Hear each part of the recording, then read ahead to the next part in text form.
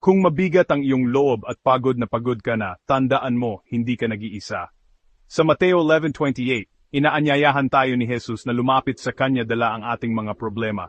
Lumapit kayo sa akin, lahat kayong napapagal at nabibigatan, at bibigyan ko kayo ng kapahingahan. Isang pangako ng kapayapaan at ginhawa, diretso mula sa puso niya patungo sa puso mo.